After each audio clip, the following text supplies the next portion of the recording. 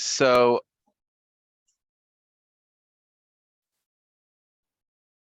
great.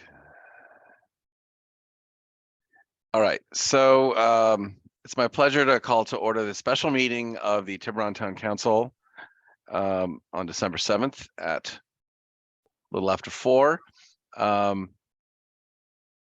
Lee, can you call the roll, please? Councilmember Fredericks. Here. Councilmember Griffin. Here. Councilmember Thier. Here. Vice Mayor Ryan. Here. Mayor Wallner. Here.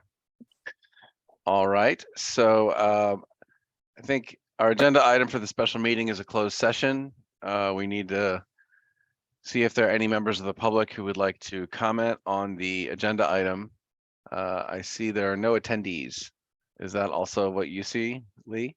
I also am seeing no attendees.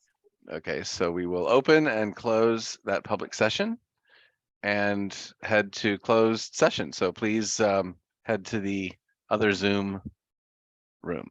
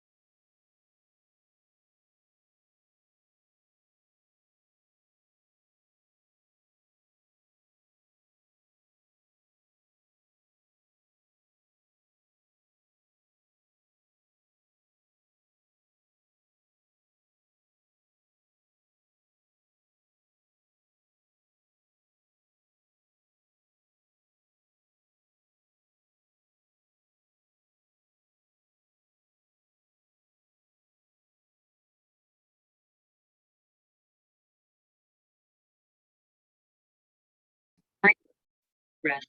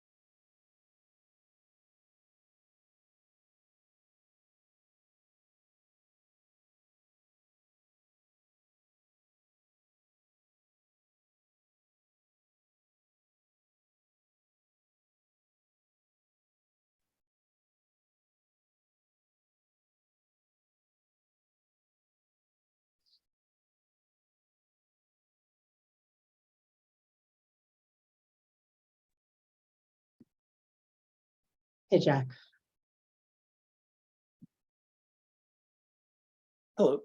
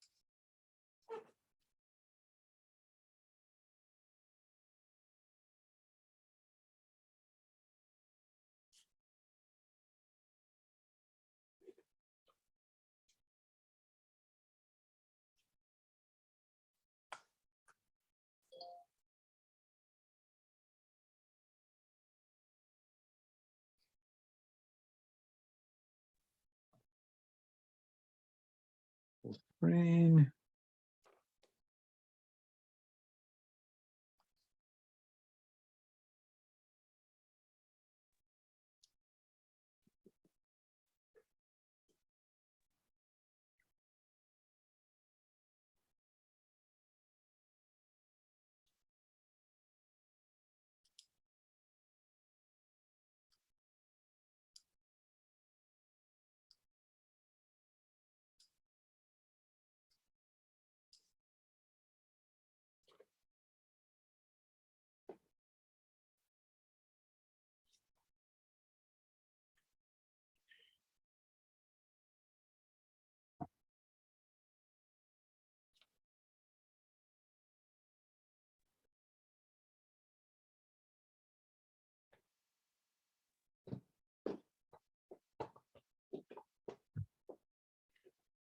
Okay, hello, everyone. Let's see. Lee, are we ready to begin? You may begin.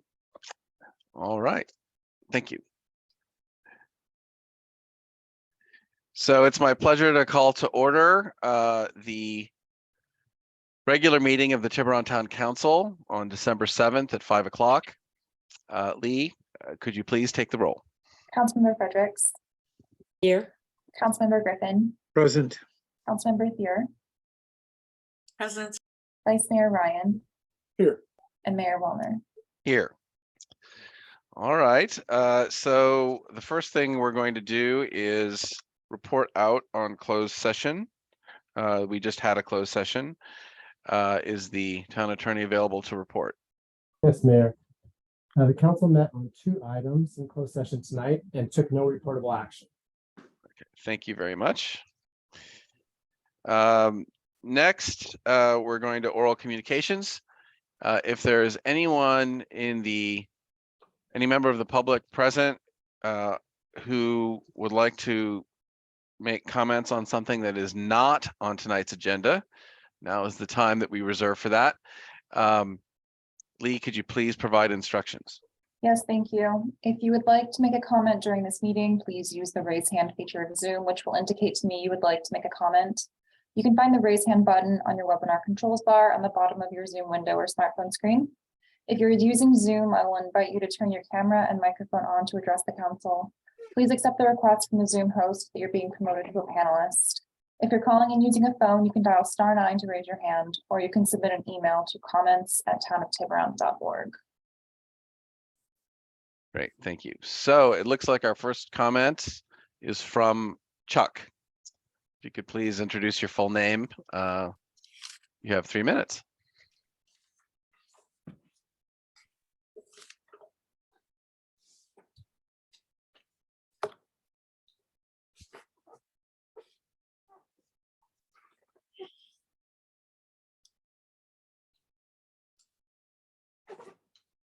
Hi, this is Chuck. I think we're having a little bit of trouble. To you all. I can give you my face, but I am driving my car. See if you guys can add him to the agenda. 3. I'll continue. Hopefully the audio stays okay. One of them is on those who appeal a decision by design review. There's a small fee for them to move forward on that, yet the applicant must spend a lot of money and time and effort to deal with it, even though the appeal may be capricious and in bad spirits. I would like that to be looked at, to at least increasing the threshold, and or if the decision is in the favor of the applicant, that the appealer must pay for all of their fees associated with appealing. Second item, which is another item that's on the town code, is it would be great if you all could add to the agenda items regarding the reach codes for electrification for both new building and upgrades to existing buildings, to add and look at those. Many of you talked about being very environmentally focused in your campaign materials. It would be great to have that as an agenda item so we can continue to lead and decarbonize our housing stock. Thank you. That's all. Hopefully that made it all the way through. Have a great holidays. Thanks, Chuck. You too. We don't really, we're not set up to respond individually to comments that folks make in any detail, but I will just comment on one item, which is that the reach code proposals that are the ones that have recently been proposed by the county are scheduled for, or are intended to be scheduled for review by the council early next year, January or February. So you have an early holiday present that's already slated to be heard. But thank you. And next we have Julie Jacobs.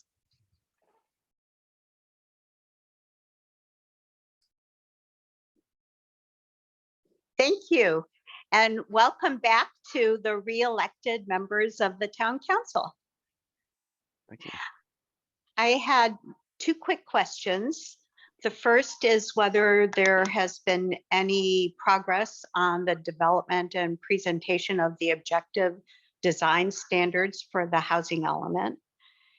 And secondly, whether there has been a response from the Housing and Community Development Department of the state on the housing element. Okay, thank you, Julie. Again, we can't have discussions on non-agendized items, but happy to have a further conversation with you individually. I received recently and your email and intend to respond. And to my knowledge, there's been no response from HCD yet. Thank you. Thank you. Any further comments?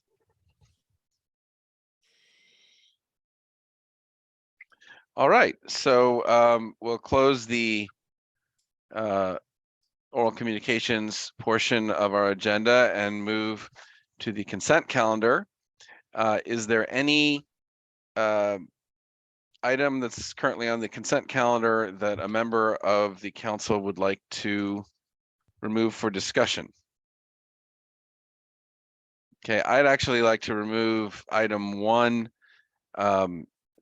just to make some brief comments about it, but otherwise I'm fine.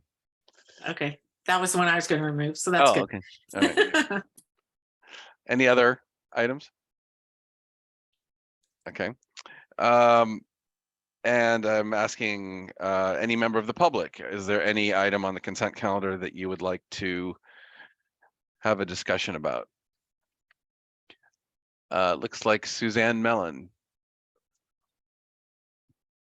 Hi, is this my opportunity to speak about my own topic for 3 minutes? This, No, I know. I'm afraid you missed that opportunity. oh, gosh, I had trouble getting- okay. Thank So- you, though. All right, I can still send an email, I guess, huh? Yeah. I will do that. All right, thank you. Thank you very much. Mhm. Is there any member of the public who has a consent calendar item they'd like to discuss? Okay, so seeing none, I'm looking for a motion to approve the consent items except for item 1. So moved. So moved.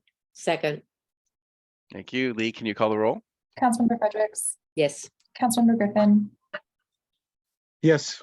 Councilmember Thier, Yes. Vice Mayor Ryan, Yes. Mayor Wallner. Yes. Great. So we have that, and then let's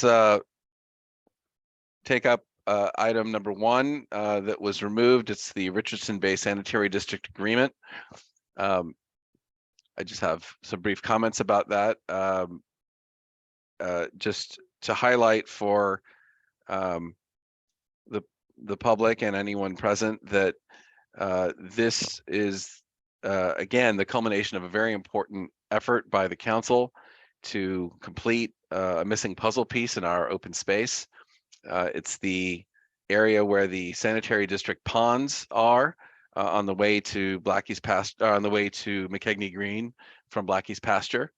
And this agreement it's not final in the sense that once the agreement gets signed, there's an escape clause if the cost of cleanup is more significant than anticipated.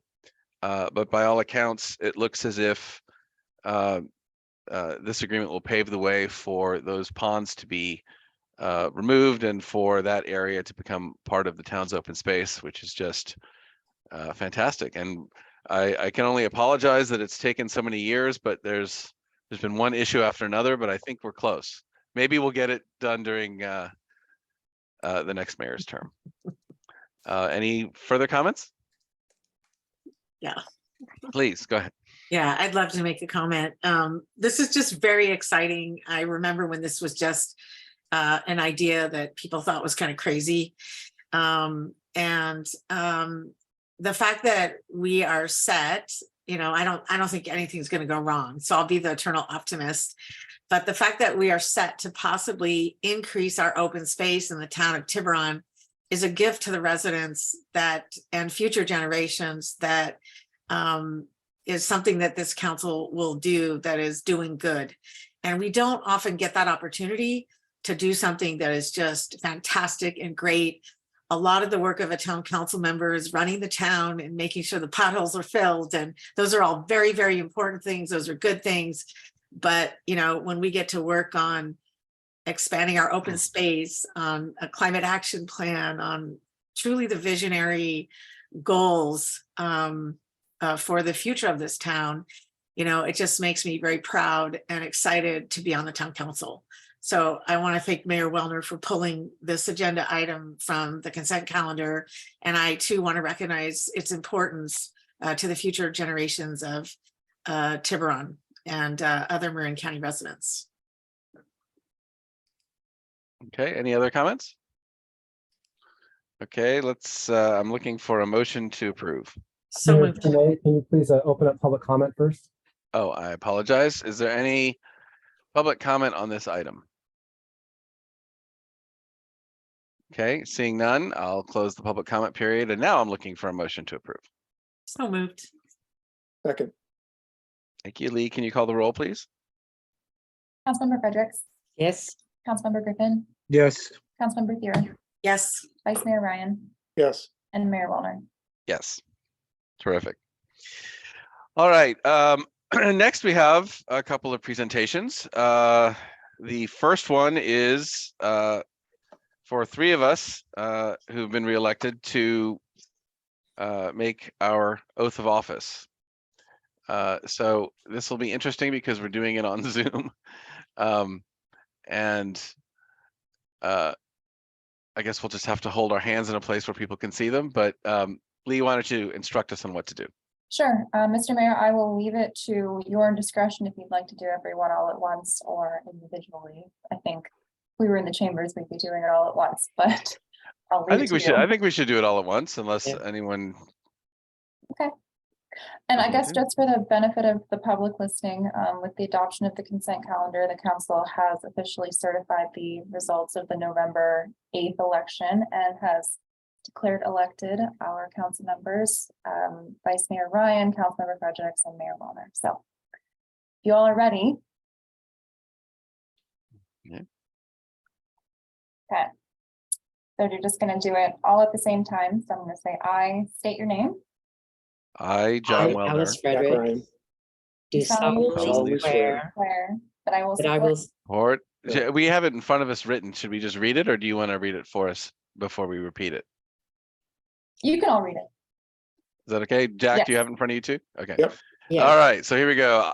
From the top, I, I, John Jack Wellner, Alice Fredericks, do do solemnly solemnly swear swear that I will that I will support support and and defend the the Constitution Constitution of the of the United United States States and and the the Constitution of of State the of State of California. California California against against all all enemies, enemies, foreign foreign and domestic, that I will bear bear true true faith faith and and and allegiance allegiance to the to the Constitution of the United Constitution States of the United United States States and the and the Constitution Constitution of the of State the of State of California. California, that I take I this take this obligation freely obligation freely without any without mental any mental reservation reservation or or purpose purpose of of evasion. evasion, and that I And will that I well will and faithfully discharge discharge the duties the duties duties upon upon which which I am I'm about to about to enter enter as as a Tiburon Tiburon Town Council Council member. member.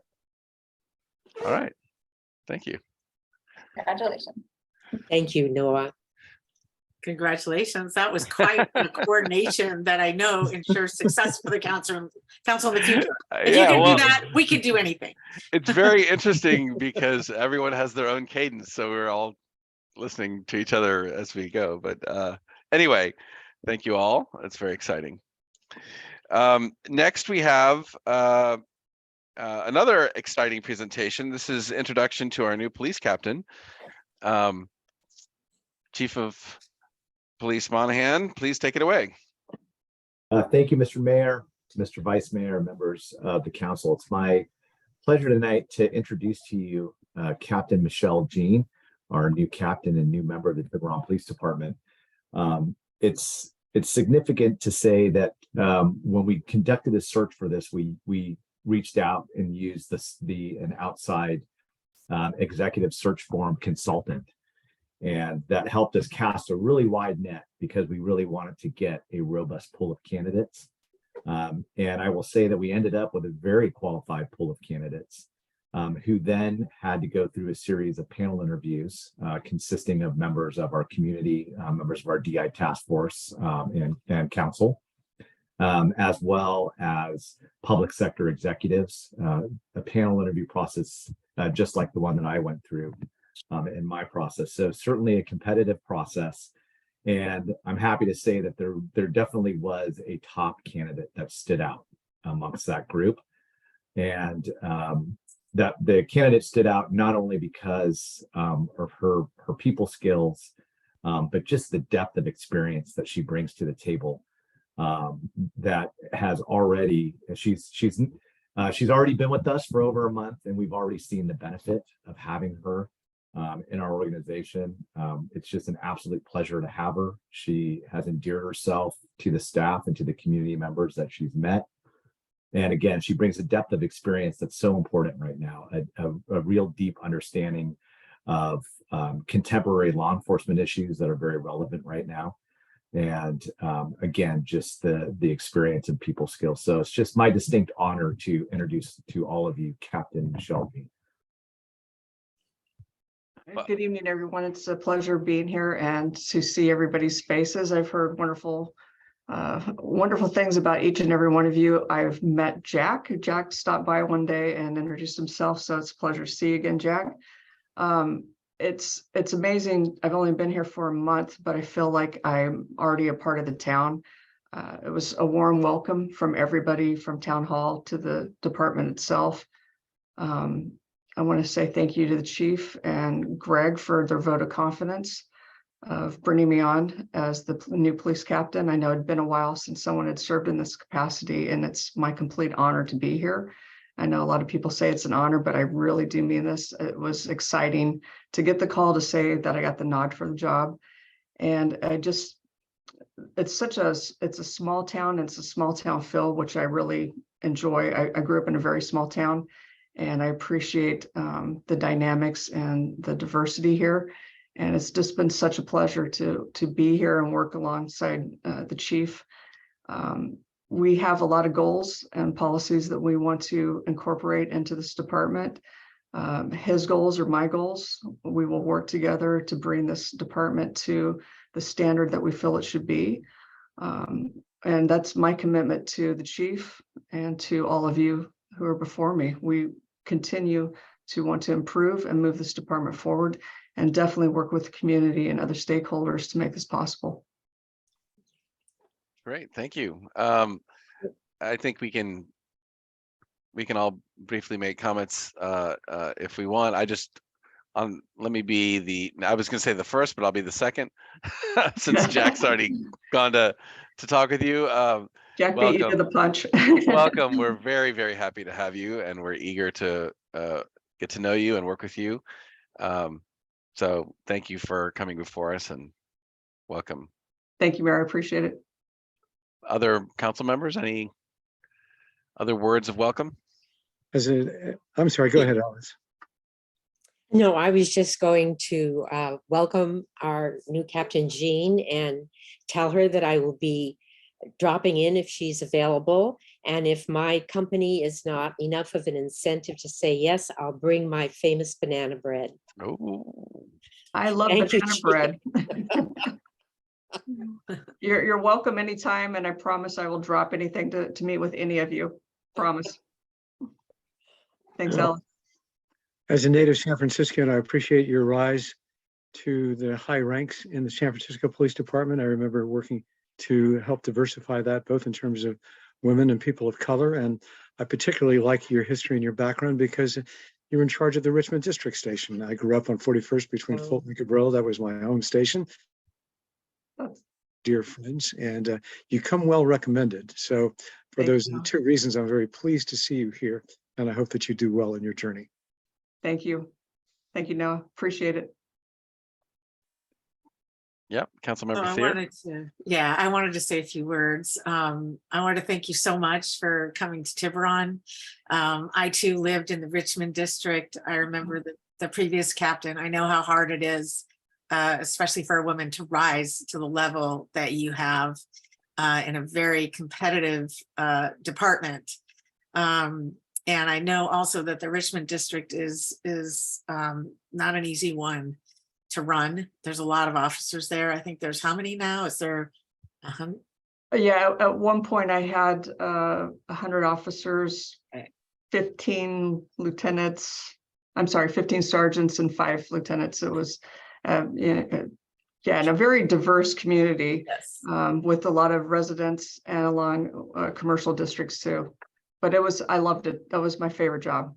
Yes. And the fact that you were able to do that, and leadership is not just running the show, it's whether people are following you. And, I've heard from my contacts that has happened, and, that's a credit to you. And it's actually a credit to the town of Tiburon, because we get the benefit of all of that experience. So thank you for coming, and welcome.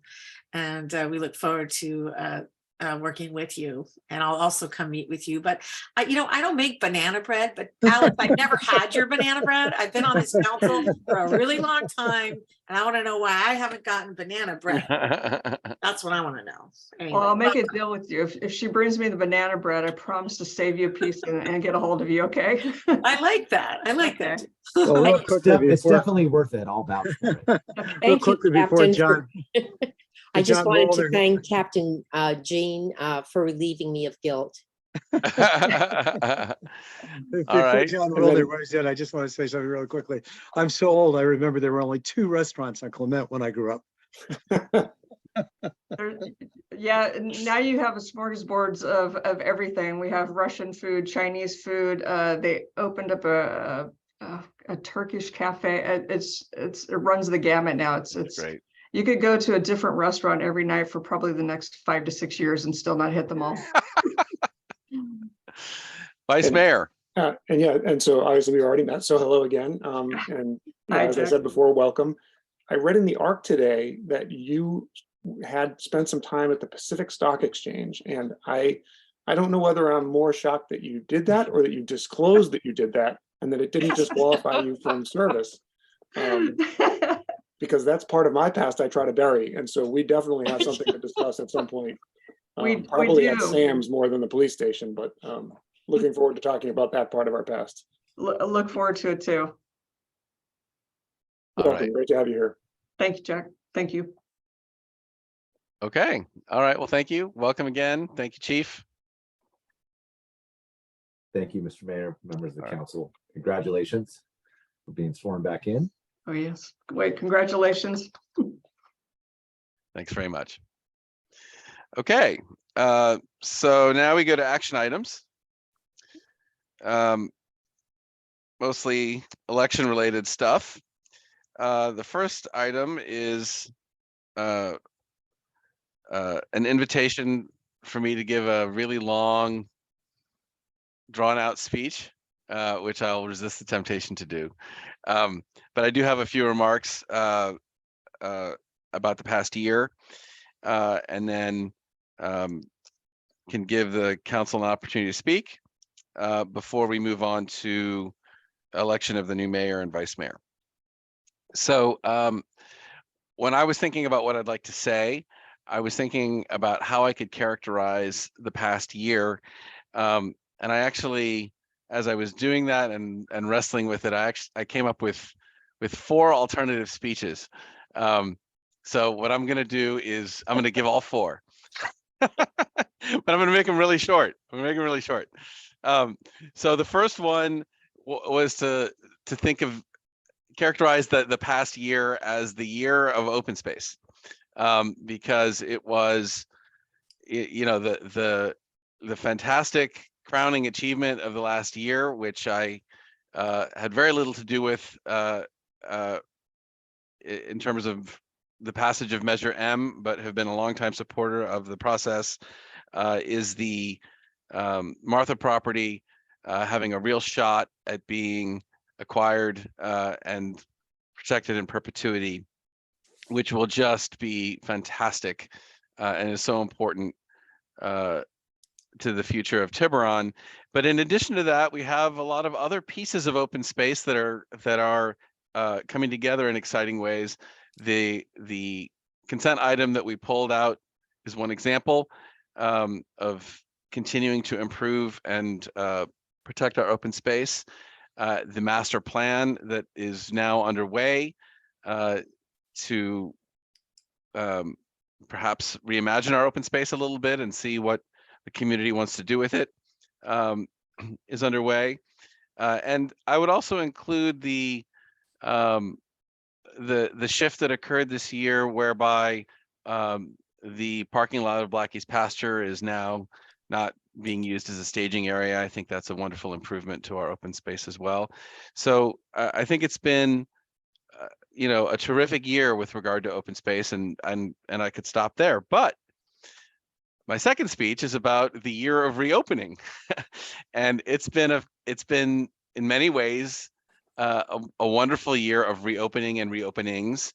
The pandemic, knock wood, appears to be truly on the wane. People are having regular meetings now without fear. I imagine the council will soon, I know we have an agenda item to discuss it, but I imagine the council will soon be meeting in person as well. And it's just wonderful and heartening to see. And looking back, I would just point out a few very concrete reopenings that we've had, or openings. The main one of these, of course, being our beautiful new library space, which was a long time coming. And I'm happy that the town has contributed to its reconstruction and reopening. But now it's a wonderful resource that we can all enjoy. And I'm just beginning to explore the different parts of it that are available to all of us. And I really think the town in particular needs to learn how to use the wonderful plaza area we now have and really utilize that to the best of our ability. But also in terms of other openings, any new restaurants, Bungalow Kitchen, the new Petite Left Bank, Caprice, and others. It's an exciting reopening year, and I anticipate that reopening is going to be continuing very energetically in the coming year. A third speech I could have given in terms of characterizing the last year has been a year of serious work on diversity and inclusion. I think our task force on diversity and inclusion has done tremendous work, and we really, both in terms of hard, serious work and in terms of play with regard to these wonderful celebrations, have taken huge strides to moving towards being a community that is at the cutting edge of what it means to be diverse and inclusive. I want to highlight that we have a draft element of our general plan on diversity and inclusion, which is incredible. And,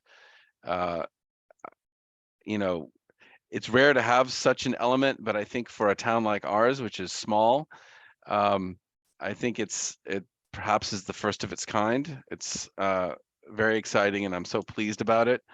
In addition, we have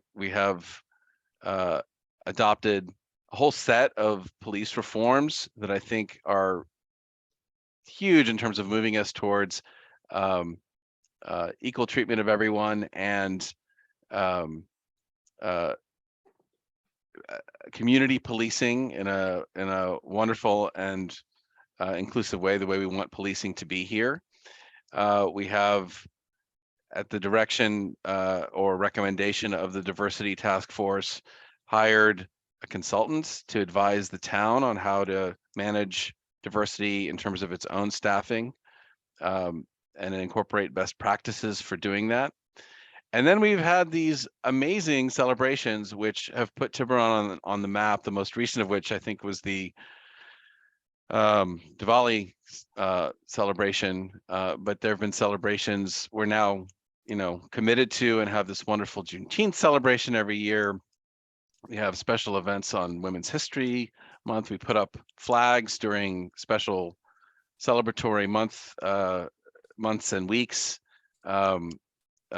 LGBTQ Pride Month, it's just a host of wonderful, wonderful new actions by the town to promote diversity and inclusion. And I couldn't be happier with all of that.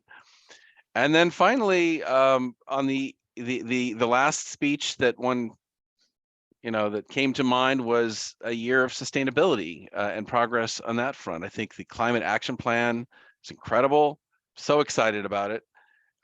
We've implemented already some of it. We have an order for a new all-electric police vehicle. Just as a initial matter, we're going to be looking at changing the code with regard to the use of natural gas early next year. And we have, this is kind of a last but not least, we have an amazing sustainability element being prepared for our general plan, which will ensure that sustainability and climate action are built into our town's vision of the future. So, looking back, I'm thrilled with what we've been able to accomplish, and looking forward, I'm full of hope and excitement. And I think we're Tiburon is doing great and headed in a great direction, and I'm excited to see what's next. So I thank you all for the opportunity to serve. It's been a tremendous honor to serve as mayor over the last year, and I'm looking forward to handing the reins to the next mayor. So thank you. And if anyone has any comments, I'd be happy to entertain those. Councilmember Fredericks. Yes, well, basically, you went over the points that I was about to make, but I'm going to make them because I'm making them as a tribute rather than a history. In a more general way, I would like to acknowledge your critical leadership in the work of the council.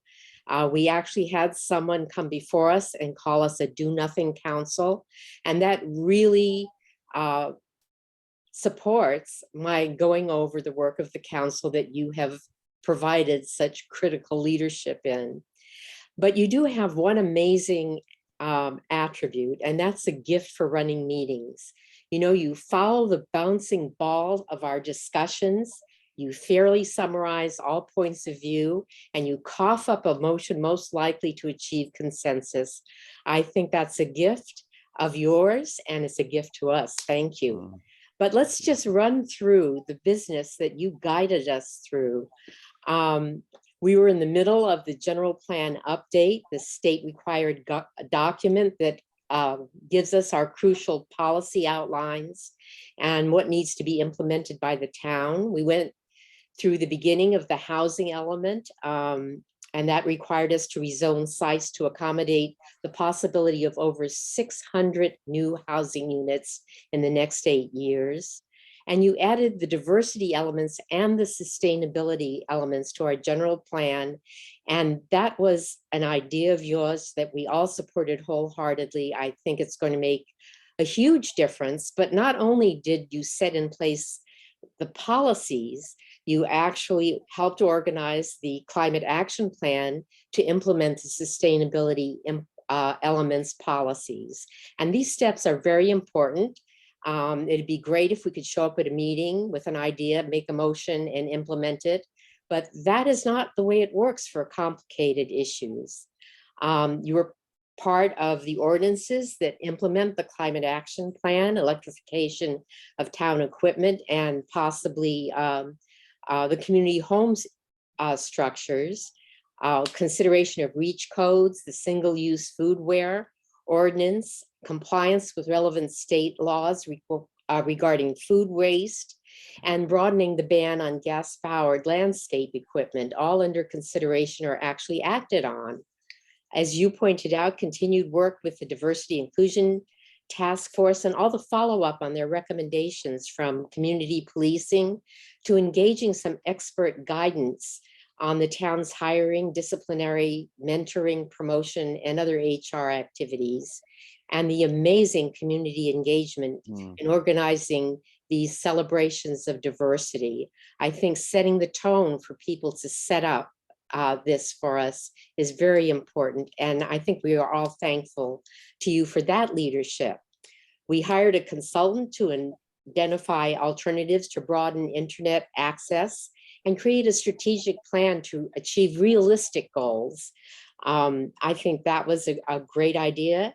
The council generated it and you generated it and supported it, supporting downtown businesses, modifying street closures to accommodate the needs of all businesses. And this is a very hard thing to do, given that the community would like to just close the street and have it accessible and fun to be on. And then meeting recreational needs in our limited park areas without degrading the livability of the adjoining neighborhoods or open space resources. All the initiatives to do that, including supporting acquisition of open space and recreation areas. And actually, you were the leadership of forming the contributions to the Martha property, to negotiating the acquisition of the available Richardson Bay Sewer District properties for open space. This fantastic accomplishments, fantastic leadership, and we'll carry it forward. Thank you. Thank you so much. Very, very touching and kind. I really appreciate what you're saying.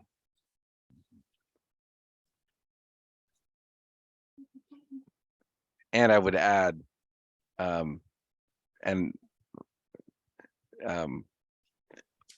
we'll go around in a second, but I would also add, I would be remiss in not reflecting some of that back on all of you, in that, you know, we have our disagreements, but this is a remarkably functional and like-minded and pragmatic, consensus-oriented council. And none of this would be possible without all the great ideas and contributions and cooperative spirit that exists among us. So thank all of you for that. Vice Mayor, did you want to go next? Yeah, sure. And I'll try not to be too duplicative here, because I agree so much with what Councilmember Frederick said. And I just want to start by saying that it's really hard to sort of differentiate the ways I respect you and the ways I appreciate what you've done as mayor, because what you brought to being the mayor was your authenticity, and that was the John Wellner-ness was the best part about having you as the mayor. I think that's a word. You just coined it, yeah. You know, just some of the things that Alice didn't mention was that, you know, when you were called upon to be a spokesman for the community, you handled it with aplomb. For example, at the mural unveiling with the president of Portugal, or the event decrying anti-Semitism at the JCC, you know, you rose to the occasion beautifully, and you brought like the perfect degree of gravitas and ceremony, and that was great to see, as you representing Tiburon that way. You know, in the meetings, obviously, I really appreciate, and just as the mayor, I really appreciate how you organized and prioritized, and then even the pacing of the things that we considered over the course of the year, when there were things that were clearly more nuanced and complicated than we had maybe thought. You slowed things down and asked us to consider them at multiple meetings more thoroughly, and I think that was to the benefit of our deliberations and to the public, and I really appreciate how you did that. And then even during the meetings, and this is exactly what Councilmember Frederick said, was how you're able to distill items into just their digestible elements, and then you bring them back to us and posit motions in a way that you know that they'll be considered as by everyone, because they can incorporate the elements of the ideas that everyone appreciates, and you know, that's a real skill, and you really were on, you know, that was a highlight for you. It was how much of that skill was on display during the meetings regularly, and it's not that common, and you do it really well, and that we were lucky to have you as a mayor, so I really appreciate the year that you served. Wow, thank you so much. Welcome. I'll speak last, since I've had the least experience with you, but it's been great. But I'll let Holly go, and then I'll go. I was going to go last. Okay. So the problem with going even second to last is that my colleagues have said pretty much everything. So I will say ditto, and I will echo what everyone said, but I'll also talk about something that Jack brought up and coined the phrase, the John Wellnerness. And, just talk about how much I appreciate that we had, I think probably the fifth speech that you could have given tonight, John, is the mayor of the most complex issues that we've had to deal with in probably the history of the council. And I think that some of the issues that happened this year have been highly complex. And I think, as we welcome in the new mayor, whoever that might be, I will say I'm going to miss your mind and the way that you have analyzed things as mayor and the way that you have brought items, to us. And some of those items, have taken, a couple meetings and more meetings because, the legislation wasn't written. So, when you're looking at the funding from the federal government, the rules have changed a lot and kept changing. So that ability to figure out how do we move forward on something that is difficult for, most people to understand is truly a John Wellnerness, if I can follow what you said, Jack, skill. And also bringing, really bringing the council to true consensus. And a lot of times in politics, I think there's winners and losers. But I think that you really focused on trying to bring the council to agreement on everything we could agree to. And that's also a huge skill. I think that, it's been, just an amazing year. I think you should be very proud of everything that's happened this year and the way that you have dealt with the council, and proud of your leadership with the council. So I know that it takes a lot of time to be mayor, and for me, I just want to thank you so much and let you know that we will obviously miss you. We will welcome whoever might be coming in, and just thank you for being mayor, and for, not just being a good mayor, but for being a great mayor. Thank you, Holly. Maybe I can weigh in. I can remember being at a Democratic convention, I think it was either 88 or 92. And 5 hours after he was supposed to speak, Senator Udall got up and said something I'll never forget. He said, "It seems like everything's been said, but not everybody said it." Right now, there are a list of particulars, particularly that Alice brought forward. For Alice to bring forward Baby, I'm Yours from Barbara Lewis, 1965, kind of said it all. We're all yours, and we're all indebted to you relative to your being able to bring consensus to some very difficult issues, some of which I haven't considered since law school. The way you presented them brought back a lot of land use issues to me in a way in which I thought, God, that's a part of my brain that hasn't been lit up in quite some time. They say, Jeff Sundry once said, politics was the art of giving credit, but on the other, taking credit. But on the other side, it's also the art of giving credit where credit is due. And I think, Lincoln in his second inaugural, if you read it, most of the words are monosyllabic. He, as a friend of mine's father used to say, you bring the cookies on down the bottom shelf so everybody can have one. You make the issues so clear, so plain, transparent, with a sense of thoughtfulness and consideration that I really admire. Very thorough and very comprehensive, and very much willing to give everybody their say, everybody their due. You listen very well, and you also attribute the best motives to all of us that makes us, I think, all better council members. And as a newbie here, I appreciate the fact that how gently I was brought along, in the sense that the things that you thought were important, I thought were important. I mean, I love the diversity and inclusion. Was my main issue, the impetus for my running. And I've learned so much more and gotten so much more out of this with your being at the helm. And I look forward to that leadership continuing as we move forward with the example that you set through this last year. And thank you very, very much. Wow. Thank you all. It's been my great honor I'm not going anywhere. I'm just going to be demoted. So I'll still be here to help. Hopelessly devoted to you. There you go. But thank you all. And I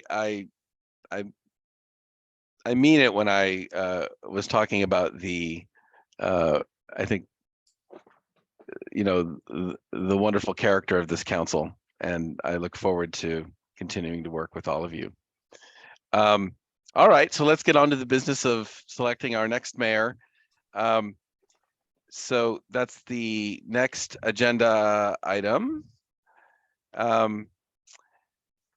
So normally we have what should we proceed in the normal course? So is there a staff report on how to proceed? Or do you want me just to proceed? There's no staff report. You can just proceed. Okay. All right. So with regard to the election of a new mayor, the way I like to do this is to, ask for candidates. Clearly, I think we're all anticipating that our vice mayor may wish to step up to the position of mayor. If that is correct, I guess I need to ask the town attorney, do I need to have a public comment period? Yeah, that's why I came on there real quick. Is that before or after a motion is made? Before the motion's made. Okay. All right. So just want to ask the council before I open it up to the public. Are there any comments or questions? My intention is to nominate Vice Mayor Jack Ryan to the position of mayor. Big shoes to fill, but thanks. Okay. So no comments by the council. Are there any comments from the public? Okay, seeing none, I'll bring it back to the council. I'd like to move that we elect Vice Mayor Jack Ryan to the position of mayor for the coming year. Second. Great. 3 seconds. Are there any comments or discussion? Okay. Seeing none, Lee, can you please take the roll? And then I guess once this happens, am I turning this over to the vice mayor to continue the rest of the meeting? That is correct. Okay, all right. Councilmember Fredericks. Yes. Councilmember Griffin. Aye. Councilmember Thier. Aye. Vice Mayor Ryan. Yes. And Mayor Wallner. Yes. Congratulations. Deletions. We can now change the lettering on each of our boxes. Probably not very humble of me to say that your final act was your best one, but I won't go there. You're not just crying in the wilderness. That's right. So before we move to the next agenda item, I just want to say really quickly, because as my wife will tell anybody, I am a man of few words, and so I don't want to be out of character here. But I'm really honored that you chose me, and I'm humbled by the faith that you're showing in me. And I'm excited about the responsibility. Of all the nice things I said to you, John, earlier, the nicest thing is that the most sincere form of flattery is imitation, right? So my goal is to emulate your qualities the best I can. And so know that you've set a good example for me. And the town has just had the benefit of so many capable guiding hands, and several of you on the council here. And I just hope I can follow in that tradition. In general, I think a lot of what you talked about earlier sort of alluded to the fact that the groundwork for much of what reaches culmination in any given year was achieved earlier. And so I'm excited to see some of these several notable efforts move forward this year, like the reclamation of the purchase of the reclamation ponds and things like that. And the further excitement around the new downtown. And then really just the final thing I'm going to say is about the ending of the pandemic mode that we've been in. I am very excited to get to meet in person with the public and with the council. I think that will be really, really fun and interesting and productive and constructive. And then, we get to talk this year about prioritizing capital project spending and spending the American Relief Plan money. And so And all of that can be used to the benefit of the public. So this could be a very exciting year. And beyond that, I'm just excited to get to work. And thanks again for nominating and electing me. I really appreciate it. All right, Um, terrific.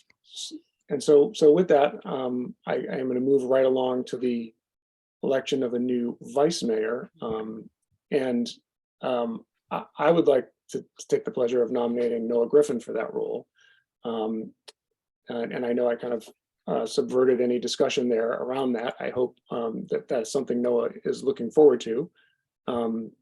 Before we make a motion, I guess I need to call for public comment on this agenda item. If there are no questions of staff, is that correct? Yeah. Yes, and I'm seeing that. Okay, so I'd like to formally make a motion that we elect Noah Griffin as vice mayor. Okay, For the I'd like to upcoming year. second that motion. And we have lots of seconds. So Lee, do you want to call a roll, please? Councilmember Fredericks, Yes, and thank you. Councilmember Griffin, I'm honored and thank you. Councilmember Thier, I'm thrilled and thank you. Councilmember Wellner, Yes, and Mayor Ryan. Yes, Thank you. congratulations, Noah. Thank you all very, very much. I look forward to following in the leadership style of everybody I've seen here will have become mayor. So this is wonderful. Thank you so very much for this opportunity, and I hope to serve in the tradition of those who've come before. Excellent. Yeah, really looking forward to this year. Appreciate you stepping up like that. Thanks, Jack. Our fourth and final action item tonight is a town manager performance evaluation, in which we consider creating a town manager performance evaluation ad hoc subcommittee and appoint membership to that. Is there a staff report that we can hear?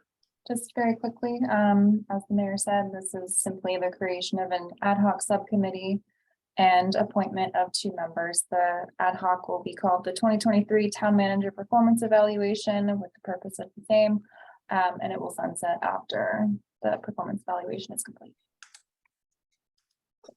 Thank you. Does anyone have any questions for Lee on this? Okay, oh, sorry, go ahead. Yeah, I do. So although we broke with tradition a couple of years ago, it has traditionally been the mayor and vice mayor. Is that correct? Yes, that is my understanding. Like you said, it has broken with tradition a little bit in the last year, but historically, traditionally, it has been the mayor and the vice mayor. Thank you. Thanks. Do we have any members of the public who want to comment on this agenda item? Seeing none. Okay, I will bring it back to the council for discussion and a motion, of course. Anybody have anything they want to say about this? I'm willing to work with you, Jack, if that's something that's Yeah, I'd be perfectly comfortable and happy to go back to sort of the traditional mayor, vice mayor, if that's up, if people are open to that. Sounds like a great idea. Okay. Noah, did you want to make a motion to form the subcommittee and appoint? I'll you? also move that you and I be a part of that subcommittee. Second. Be the subcommittee. The subcommittee, there you go. I second Okay, that. and Councilmember Thier seconded that. So Lee, can we have a roll call vote, please? Councilmember Fredericks. Yes. Councilmember Thier, Yes. Councilmember Wellner, yes. Vice Mayor Griffin, Yes. and Mayor Wellner. Excuse me, Mayor Ryan. Had to do I it have to once. change my name for Mess it this up job. once. Dang it. Never do it again. Thanks, Lee. So our final item tonight is on the agenda is a discussion item about return to in-person meetings in 2023. Do we have a staff report on this item? Yes, we do. Give me a moment. I've got some slides for you.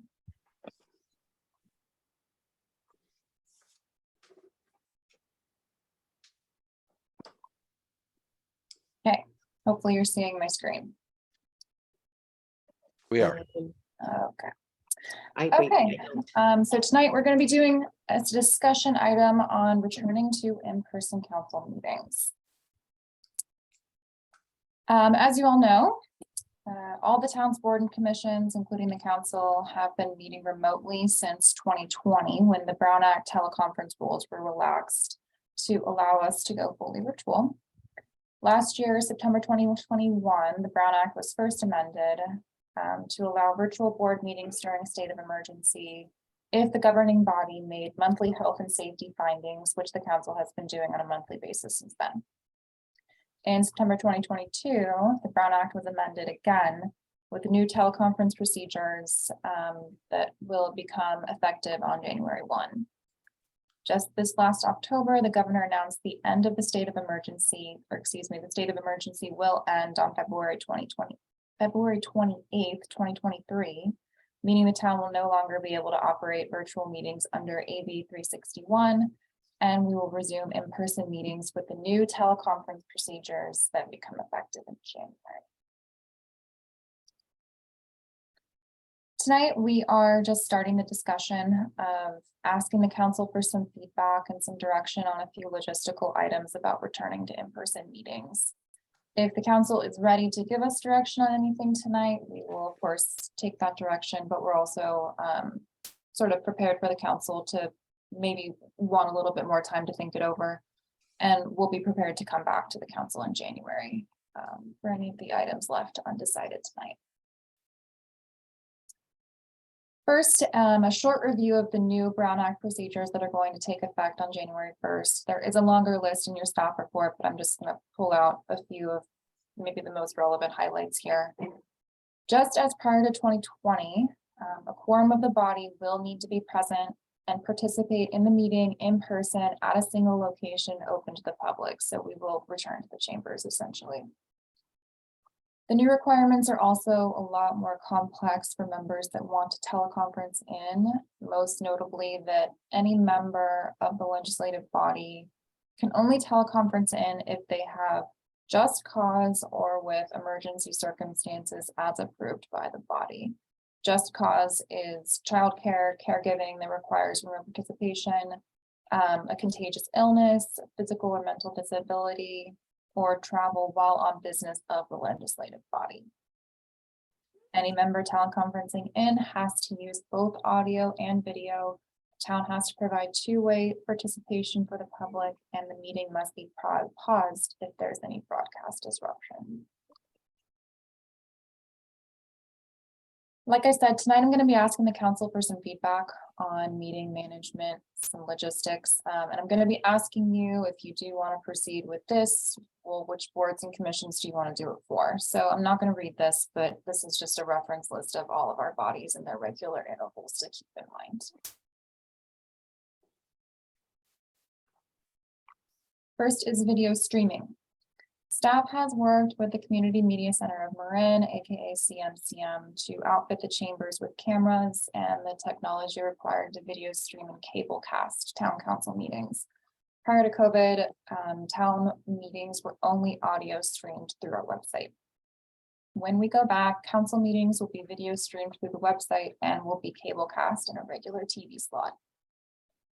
My question for the council on this item is, does the council want to video record and video stream any other board and commissions? And if so, do you want to hire professional camera operators for any or all of the boards?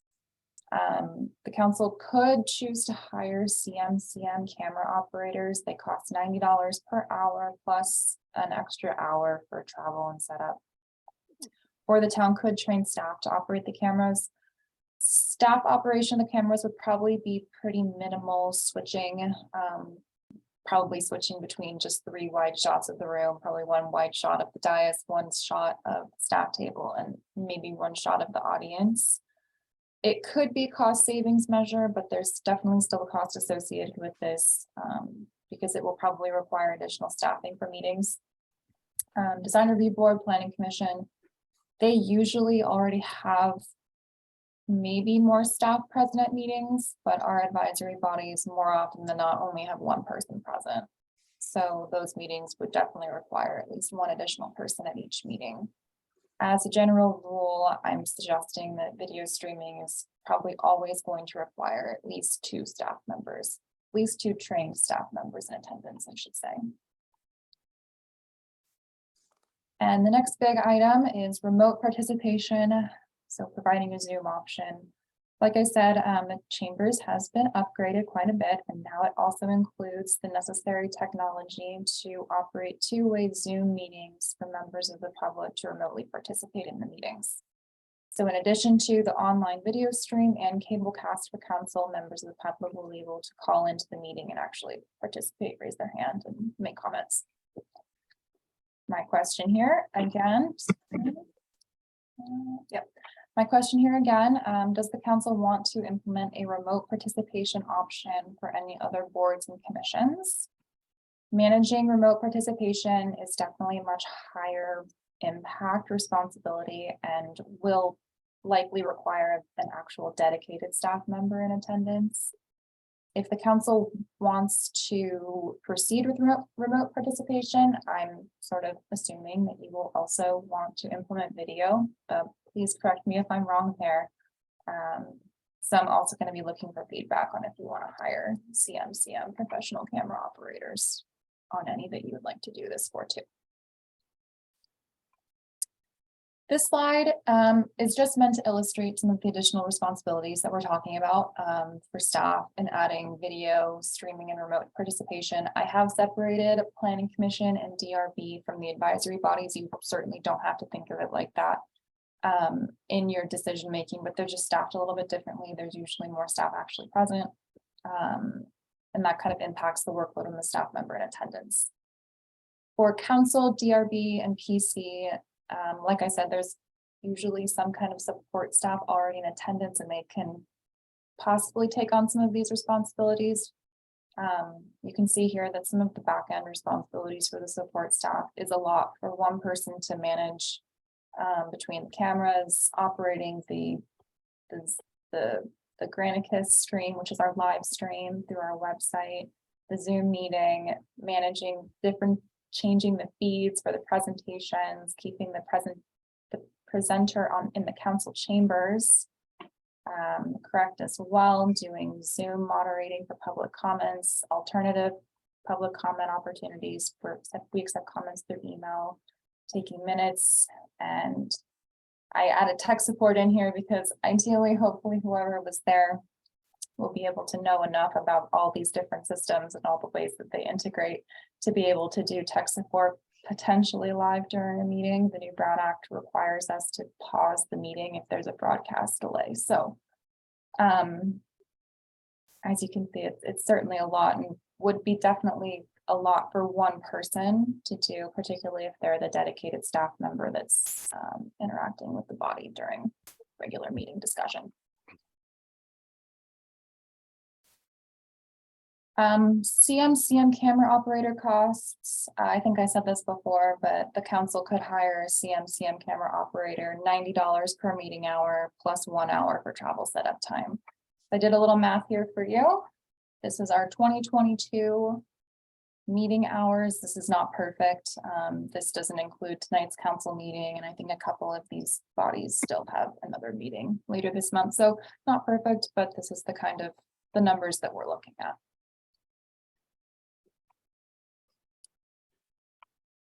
Switching gears a little bit, at the beginning of the pandemic, the council changed its regular meeting time to 5 o'clock while meeting virtually only. At the end of the state of emergency, the council's regular meeting time is going to revert back to 7:30 p.m. My question for the council is, do you want to make a permanent change? If so, what time? What other information might you need to help make that decision? And then just kind of while we're on the subject, a lot of the other boards and commissions for the town, they followed suit and they changed their meeting times to meet a little bit earlier during the pandemic as well. So like I said, while we're here, if you have any feedback, if you'd like the council to dictate when the boards and commissions should start their meetings, or if you're perfectly satisfied letting them choose their meeting times during their bylaws. So that is the question there. Those are all the questions I have. Like I said, we're not really looking for any decisions tonight. This is just meant to start the discussion, something to think about. Anything that's not decided will come back in January. specifically for the regular meeting time. If the council does want to change a regular meeting time, that does need to be done by resolution, so we have to come back for anything on that front. These are all the questions on one page, and that's the end of my presentation. I'm happy to just leave this here if that's easier, or I can get rid of it, but Yeah, I like it there, if that's okay. Great. Does anyone have any questions for Lee? I see Councilmember Thier has one. Yes, thank you, Mayor Ryan. So I had a question. Are there any decisions, Lee, that you do need this evening from us? No, I think if the council is wanting to, well, let me back up. The chambers is set up. We have all the technology sort of set up in there, so we're not in a huge rush. We don't need big decisions tonight right now on that front, just in terms of getting everything set up. So on that front, no, I think we probably will be looking for firm decisions in January, just to give us enough time to get all of the chambers up and running for council and any other boards, and also staff trained. So not tonight necessarily, but I think we will want some answers in January. Okay, then I'll save my comments till after my colleagues have a chance to ask questions, but I just wanted to be clear if you needed anything really from us this evening to prepare for the next year. Okay, Councilmember Fredericks? Yeah, just a quick question, especially with respect to video practices. It'd be helpful to know what other jurisdictions are doing. And not you can do it in January. I don't need it I tonight. have some of that actually. I was able to ask around a little bit, and I think the only two cities that are doing all of their boards Yeah. videoed are San Anselmo and Corte Madera. They are doing everything. They have hired CM operators for, I think, their council planning commission. And you have to keep in mind that a lot of these cities, by planning commission, they usually mean that's their design review board as well. So sort of their planning commission, also their governing body for land use permits.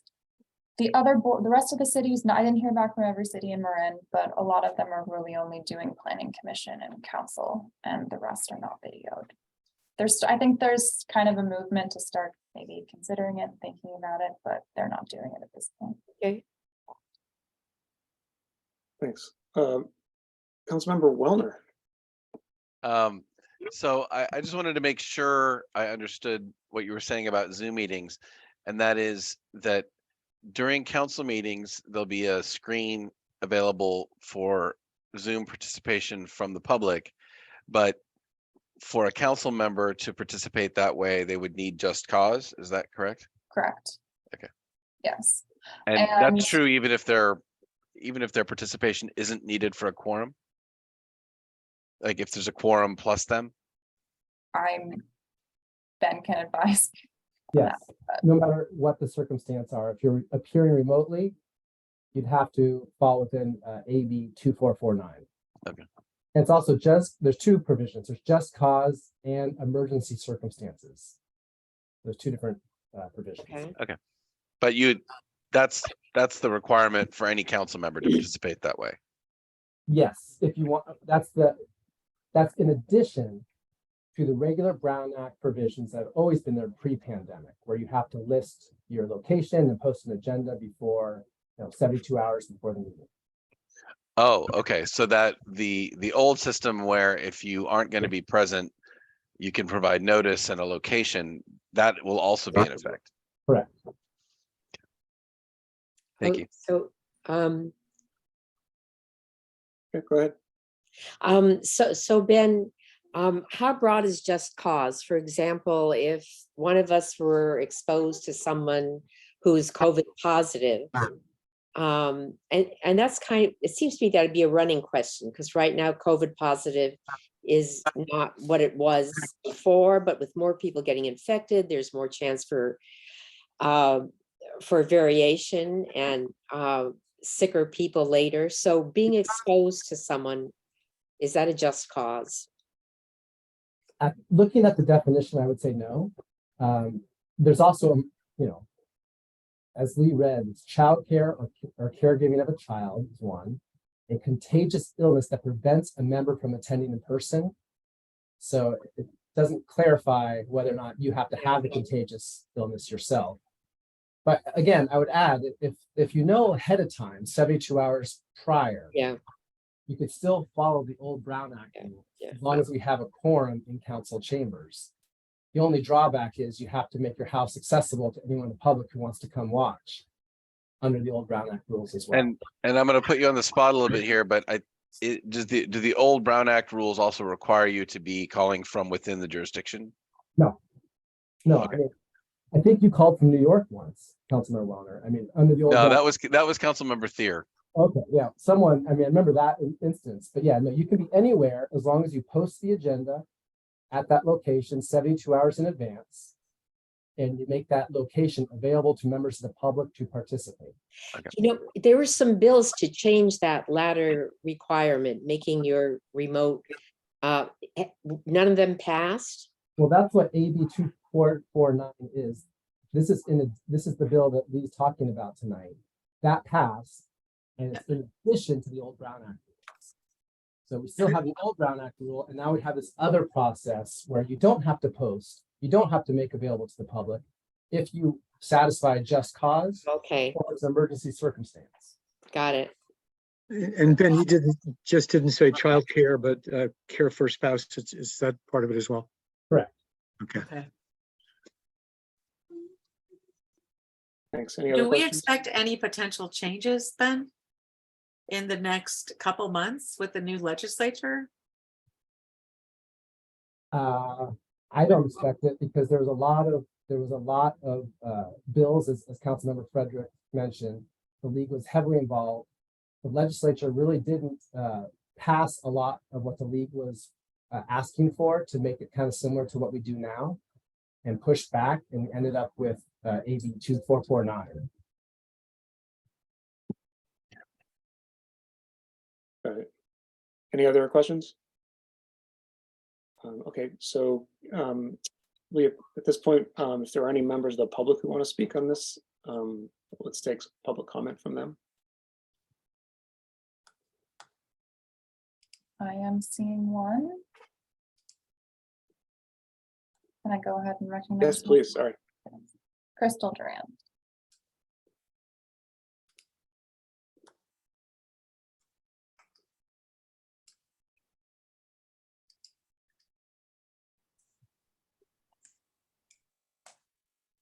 Good afternoon, Hey, Crystal. or good evening. I just wanted to add, because the library board and agency board is also considering this as well. And so one question I wanted to pose to the council, something for your consideration as you're discussing this and considering your options are, if the chambers will allow other groups to use, if the council will allow the chamber, other groups to use the chambers for these video hybrid video meeting options as well, like other local service groups, perhaps the library agency. It's just a question, something to consider as a service potentially to the community. And if not, if there would be other service providers potentially like the library who might need to meet that need locally. Just a concern that we have as well. And so just wanted to pose that to the group as well. Thank you. Thanks. That's an interesting input. Appreciate that. Councilmember Thier, did you have something you wanted to say? Yeah, I just wanted to respond to that, and I wanted to say that I think that's an excellent idea, Crystal, and I would be in favor of allowing the library and other organizations to use the benefit of the fact that the council already has set up the infrastructure to provide the audio and video calls that most people have become accustomed to attending. So thank you for what you just said. Thanks. Is there any other public comment, Lee? I'm seeing none. Okay, so we'll close the public comment period and bring it back to the council for discussion. Anybody want to throw the hat? Councilmember Fredericks? You're muted, Alice. And maybe that's a good thing. Anyway, I wanted to comment on the public request that we would probably need more information on what the request entails, whether it entails providing the staff to run the equipment. So I think before we answer that, we just need some more information. Yeah, agreed. So on the stuff that was presented by staff, we have a few things that we want to talk about. One is the meeting format in terms of hybrid, how we want the hybrid nature operated. And then we want to talk about whether we want that to affect other boards as well. And then lastly, we can consider the meeting time question. Anybody have any thoughts? Councilmember Wellner? Yeah, I guess what I'm thinking is that we should treat this initially on kind of a pilot basis. So my thought is start small and start with professionals. And then as we kind of figure out how it works, we could both expand it to others and possibly transition to staff once we have had it run with professionals for a while, so that we can know what's possible and how to do it. So I'm open to any approach, but my initial thought would be that we just do the council at first, and that we do it with is it CMCM staff? Is that what it was? Yeah. They can help us, identify how to do it, and after maybe a month or two, we could consider expanding it and or transitioning. I agree. Vice Mayor Griffin or Councilmember Thier? I would say that I don't agree. I think that we have, my understanding from our last technology committee meeting is that we do have the infrastructure set up right now to do the Zoom, to allow the public to appear by Zoom in our meetings. And I think that should be extended to all of the boards and commissions in Tiburon. I also agree with you that that we should have CM running the cameras. I think they are the professionals. I also think, $90 is probably an hour is probably what we'd be paying, 2 or 3 of our staff and training. And I don't think that's a lot of money to provide the public an opportunity to attend our meetings as they have been. I think right now, Zoom has become, and virtual attendance by the public has become something that people really expect. I think it's a very small price to pay to allow for public participation. I also think that it's something that, I understand is kind of the goal of our technology committee to try to move us into that future. I think it's exciting that we're going to be in person soon, but I do think, there are people that want to attend by Zoom. Also, we still do have a pandemic. I just, read something about the triple pandemic with the flu, I think it's the rhinovirus and COVID. And, we just don't know come, March, when we are in person, what our situation is going to be like. And in order to maximize public participation, I think the $90 is a small price to pay, and I think it should apply to all of the boards and commissions. We don't have that many, and meetings are usually a couple hours long. So that's what I'd be in favor of. I want to see if there's other stuff that we're talking about. Yeah, I think that's my comment for now. Yeah, I want to congratulate and thank Lee for costing out what this it would be to hire the professionals to do what they do. And I think anything that encourages more citizen participation and makes it easier for folks to know what's going on is something that I totally be in favor of. So I appreciate the costing it out, and I'm sure Mayor Ryan does as well. Yeah, true. And I guess to add my 2 cents in, I agree with Councilmember Wellner in terms of, I would suggest that we start with just sort of the council as a prototype, and then, do the land and expand kind of thing as we see its feasibility. But in terms of what Councilmember Thier is saying, I think that the DRB and the Planning Commission would be quick seconds if we think it's feasible. And then the advisory boards less so. That's the way I see it. But obviously we can Yeah, talk. I would more add about in that. post, because post gets a lot of people attending virtually, and it's gonna have a major role in the next year with the plan, coming up with the plan. True. That's true.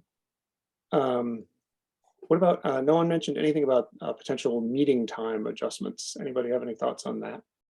Oh, I'm very, this has been something that has concerned me for a while. We have great meetings and sometimes they go as long as they need to go, and that's 5 and 6 hours.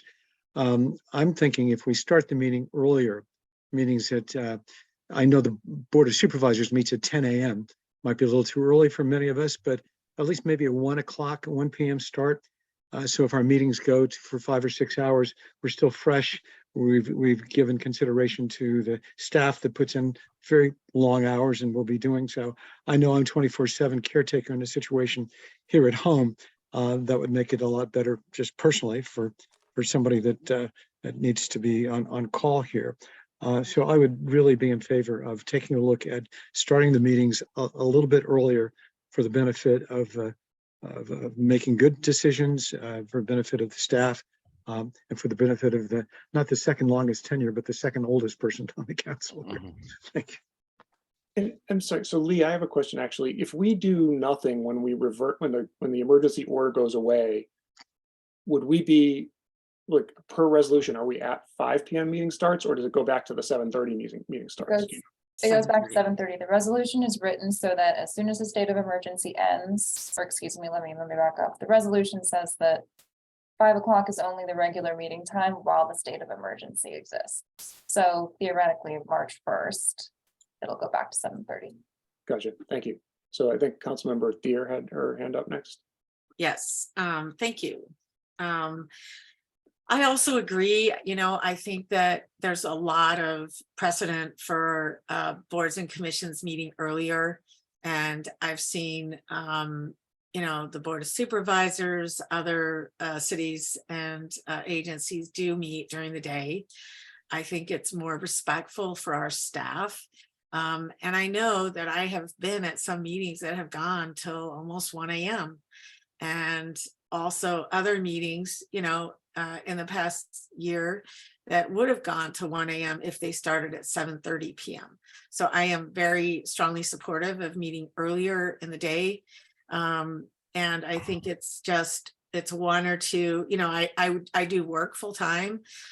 So that is a bit of a sacrifice, but I know it's only 1 or 2 days a month when, we need to readjust the schedule and be available for the meeting. I also do think that it is important, to control the agendas as well, because when meetings go on 5 or 6 hours, I tend to see, even the best of us that might have had a coffee before the meeting started with a long agenda. I don't feel like the items at the end of an long agenda get the same amount of time and attention as the ones in the beginning.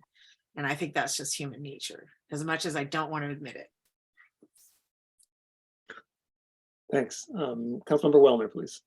Thanks. So I feel very strongly that we should stay with the 7:30 time period for a number of reasons, but the main reason is the original rationale for it, which is that it's the same reason why people talk about wanting to have a national holiday for voting. If we want to have the participation of residents at our meetings, and residents have jobs and kids, scheduling meetings in the middle of the day means that's the kind of action one would take if one wanted less participation, because I think you're going to have a hard time getting people to participate unless it's an emergency for them, if it's in the middle of their work day. And also after people come home from work, they're busy feeding their kids and taking care of them before the evening starts. So the reason the 7:30 time existed in the first place was to maximize public input. And I think it makes a lot of sense. It also, as I think I'm not sure if 3 of us are retired and 2 of us are working, but I work in San Francisco, and the idea of taking a full day off to do a council meeting is actually quite onerous.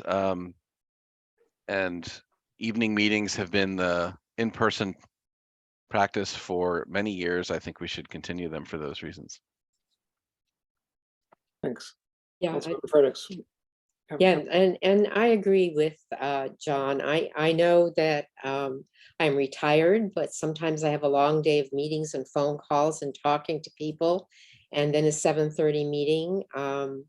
I don't think I'm deluded when I say I don't think that affects my ability to participate in a constructive and productive way in the town council meetings. So I basically agree with John on the grounds that the original timing was to make it more available for our community to participate. I'd like to jump back in again. I think that there are a lot of parents putting kids to bed at night that really can't attend the meetings. I think that the 7:30 was never really meant to maximize public input.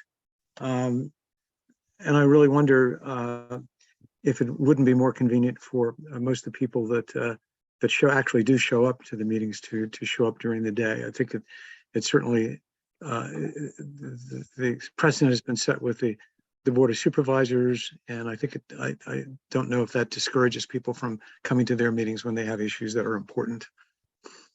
Yeah, I think just it want to depends add on- in that I've traditionally received more complaints about meetings at 7:30 p.m. From members of the public, especially people who have children, because they cannot come to the meeting and put their kids to bed at the same time. So then they have to hire a sitter. And if their agenda item is at the end of the meeting, they may be paying someone for 5 or 6 hours.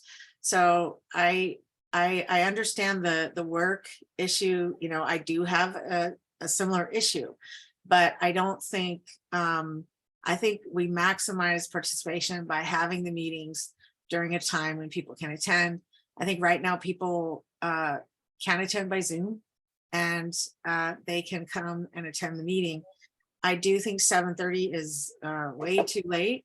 Again, I was at some meetings that went, in-person meetings that went till almost 1 a.m. And that is not the time that the public's business is best done, in my opinion. I also think that, we've seen that at 5 p.m. we have seen a lot of people here and showing up. And I haven't seen complaints about that, but I do think that the later we get, I know that I got a lot of complaints. People had to drop off because it was 11 o'clock at night and their item hadn't come up yet, So I think there's a balance here. And, I'm hoping that this council will find it. So I agree. What we're trying to do is make a decision in the absence of any data whatsoever. And we have, 3 proposed times on the table: 1:30, 5:30, 7:30. I certainly would be supportive of moving back to 5:30 unless there was pushback from the public. It was 5. I wonder 5 o'clock. 5:30. I wonder if there's an opportunity to just take a poll.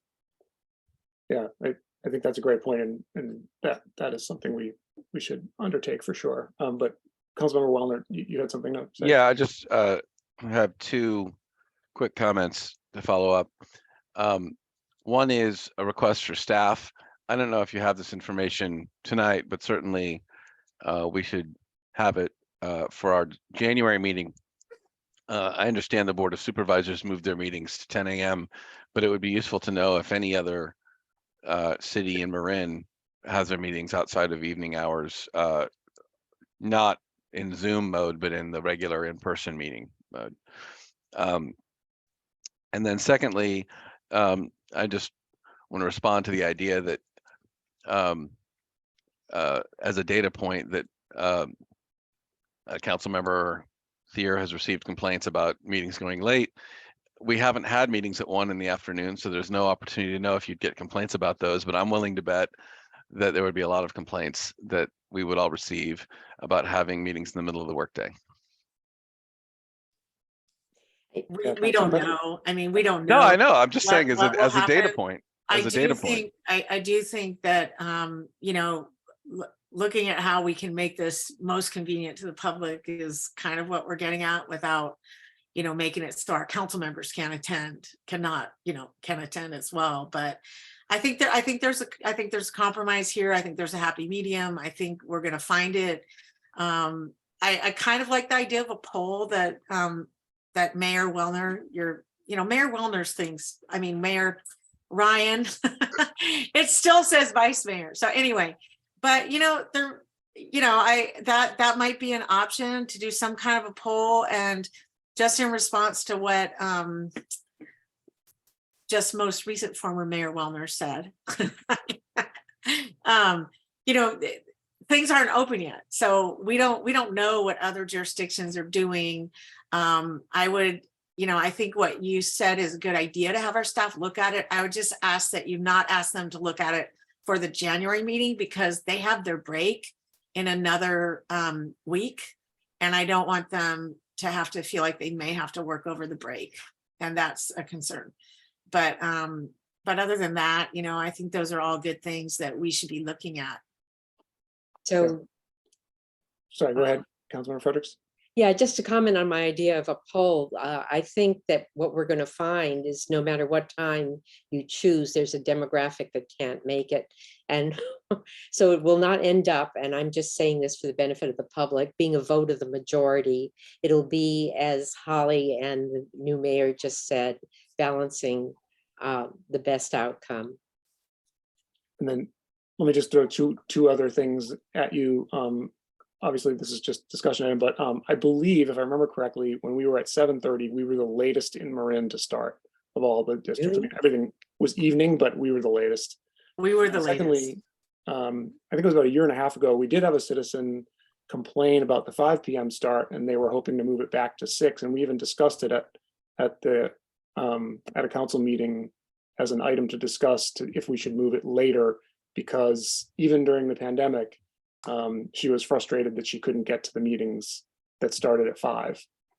So I do believe there's a big demographic of working people who just simply can't do anything before 5 that we would be excluding if we started before then. But again, this isn't something we have to decide tonight, but I'm glad to hear all the perspectives, and I definitely like the idea of getting more public input on it, since that's for whose benefit we are targeting, right? Ultimately. So Lee, is there anything more definitive you want to hear from us? Let me just go over what I think you all have discussed tonight. I think it sounds like we're taking a little bit more time to talk about the video streaming and the remote participation, and we'll come back with that in January. Is that? Yeah, well, I think we will do that for the council for sure. Just a question of what other boards and commissions consider. Yes, we have already, the council's already directed us to set this all up for the council. So just so I'm clear, so it sounds like that discussion is going to be continued until January. And then on the regular meeting time, I have heard you will want information on any other cities in Marin that meet outside of the evening hours. Are you asking staff to do a poll? Would you like us to do a poll of the community in the meantime? Do we have the capacity to do a poll? I mean, yeah, I don't think it would be too difficult. I think we'll just send something out in the newsletter. And I guess with your permission, I heard 1 o'clock, 5 o'clock, and 7:30. There was also a 10 a.m. I think also a 10 a.m. Noah said 10 a.m. 10 a.m. That's all fine, but I don't think sending something out in the newsletter and asking for people to respond. I mean, that's not a poll. That's Well, how would you, how else would you suggest? well, I'm not sure a poll's the right answer, but if you're going to do a poll, you'd need to maybe do a mailing to the community or some way of reaching people other than those who happen to regularly read the newsletter and then feel strongly enough to respond. Well, It sure, could go in the ARC, ARC. It could also go in the ARC. I'm sorry. The poll itself needs to reside somewhere. So if you're suggesting, John, on paper that comes back, that's not the best way. It may be one way, but another way is to have the actual poll on the website and then bring attention to it through the ARC, Tib Talk.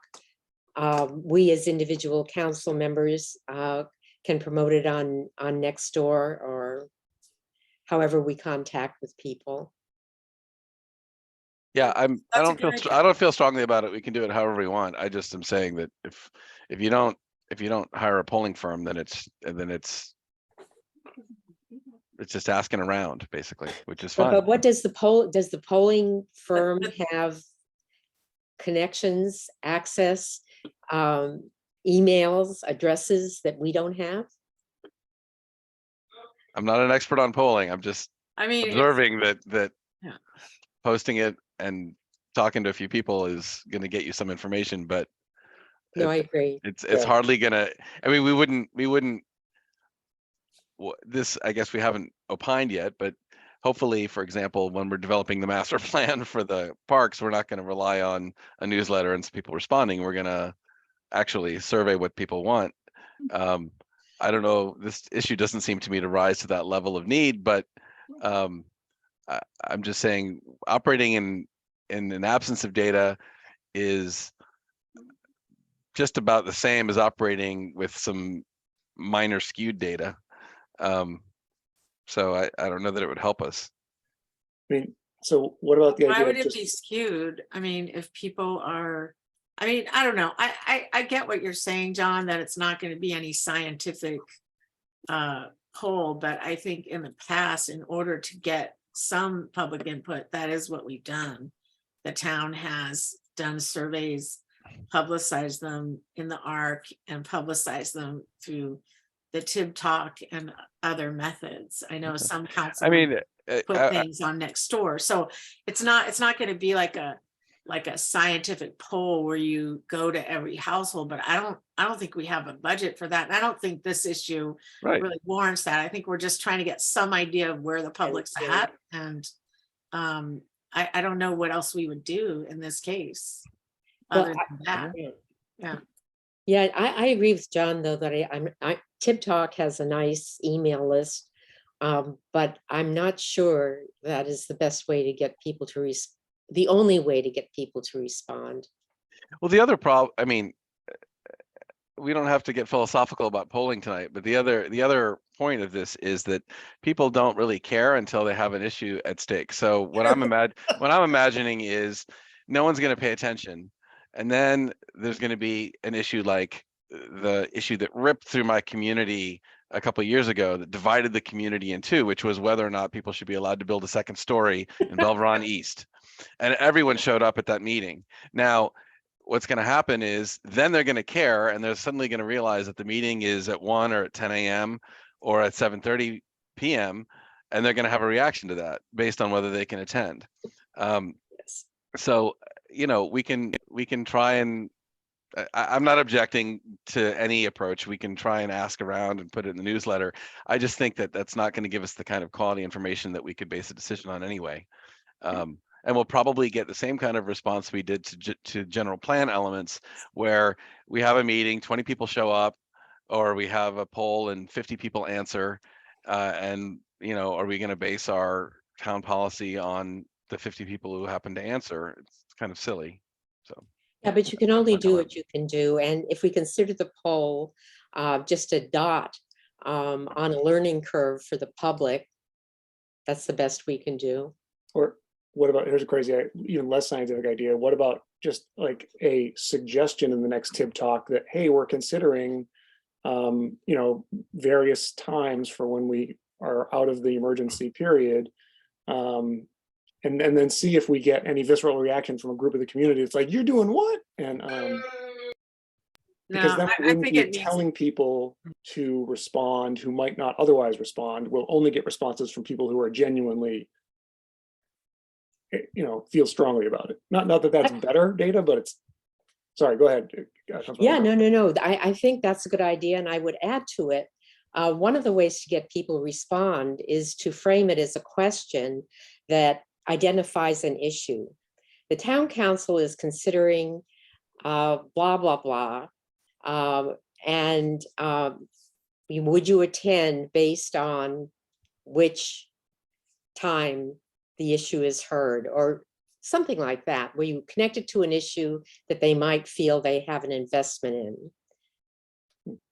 Lee very nicely put forward saying that she would conduct a poll. I know that when we did the community circles, we put it out there and hardly anybody showed up for that. I think any kind of feedback that we can get would be welcomed. Whether Lee puts it, Tip Talk, the ARC, the website, just to get some initial feedback as to how the public would react to something like this. But how you do it, Alice, I'm fine with your suggestions. It was just a suggestion. yeah, I think it's good to have Lee just do what she normally does, and then we all have access to whatever comes in. And I think that John's idea that it's not a scientific poll and that we may not rely on it, I think is wise. I mean, we have seen meetings where, it's been published in the ARC 3 times. We have, put it out on Tib Talk 4 times and 20 people show up. So I think whatever information we do get in has to be viewed in the light that it's a non-scientific poll and we're just seeing what people are saying. But, I think it's what we have. We don't have a budget for this, and polling is super expensive, like a real poll. And this just isn't the type of issue where we need to do that. I mean, so I'm confident the council will come up with a compromise that works for all of us. But I do like the idea of getting some public input, even if it's imperfect. Give the public an opportunity to say something. And those who do will, that's what we do here. We're not trying to. I have a question. Yeah. Go ahead, Councilmember Fredericks. So Lee, is there any reason, and I'm not suggesting this to give you more work, but is there any reason, since we all get any communication with the town and the council members on issue, is there any reason why we can't also select as a pool those people who have communicated to the town on issues? What do you mean select? Dear so-and-so, you have recently connected the town about this. We are interested in maximizing access to town council meetings. Choose the alternative that would best fit you were you to contact the town or want to participate in a meeting again, and then give them the alternatives we're discussing. I'm talking about selecting the group who have already been engaged also.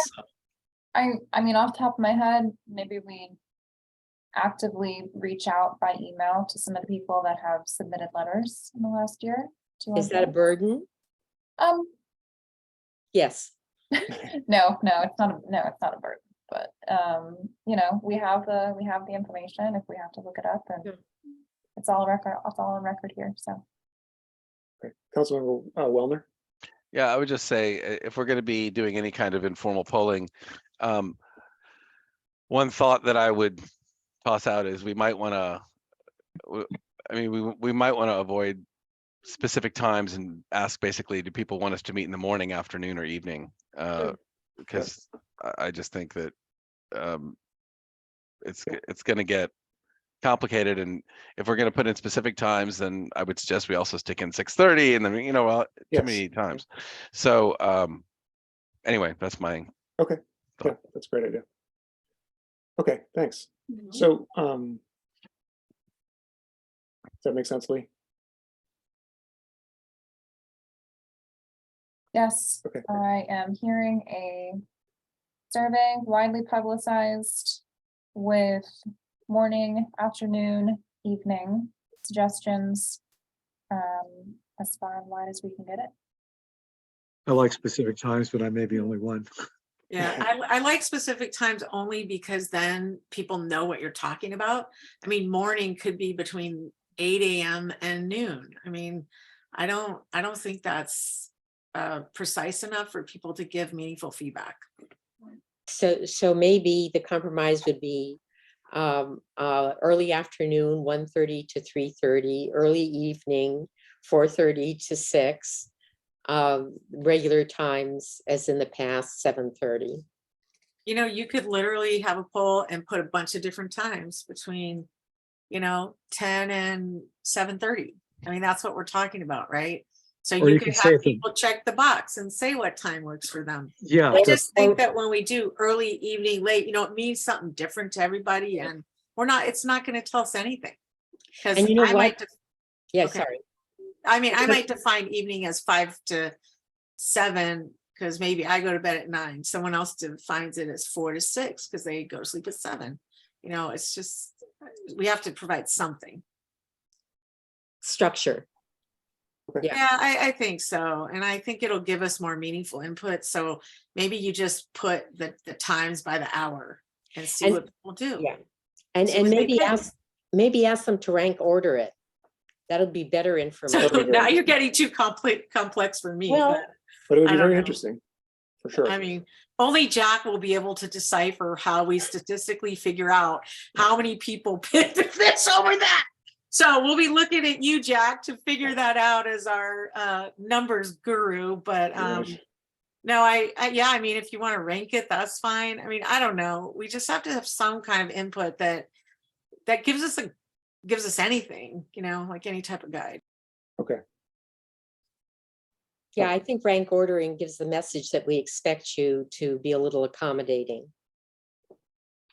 Yeah. Okay. All right. So obviously, this was just a discussion item. We can talk about it again in 2023. Oh, jeez. So And guess what? It's the longest item tonight. Just that's right. I'm sorry I put it forward, but I normally don't like items that extend the meetings. But so can we move along to any town council reports? Sorry, can I? Oh, sorry, go ahead, Lee. Sorry. Are you hoping to have the results of this by January 18th? no. No. I would say no. No. Okay. Yeah. And also, I think there was consensus on hiring CM Yes. professional camera operators. I just want to make sure that direction goes clearly to Lee. And if I didn't mishear it, I want her to have that direction because that may be important for scheduling in March. Okay. I do have we're hiring CM for council, but we are delaying the rest of the discussion for planning January. commission, DRB advisory until January 18th. Am I And correct on post. this? We added in post. I added in post. And post. Yeah, to January. Thank you. So, okay. And we will not do a survey quite yet. Okay. Okay. Okay, thank you. So now, do we have any town council reports? How about town manager report? Just a reminder that the second meeting in December would normally be scheduled for December 21st, and we are planning to cancel that meeting. And also the first meeting in January would be canceled as well. So our next regular council meeting will be January 18th. Just wanted to remind council of all that. And at the risk of reopening a conversation, I just want to be clear. There was a lot of talk about a survey, but then I just heard we're not doing the survey right now. Is that? No, I think what you heard is that we're not asking Lee to have a survey done by January 18th meeting because of the break in Right. the break. So you know, But- it's something that could be done after the first of the year, but not in preparation for the January meeting. I hear you and I appreciate your concern, you know, with staff's break. I do. If we're going to make a decision on the 18th, though, it will be in the absence. It'll be in the absence of that information. I But we don't don't want to have to speak- make it by the But we don't 18th. have to. Yeah, we that's don't have to- true. So we're but, not going to make it on the 18th. Okay, Um, and that's all I have. So seeing as there is nothing else on the agenda, we are adjourned, and I hope everybody has a great holiday season and a good break from the meetings. Happy Thanks, holidays. everybody. Happy holidays. Happy holidays.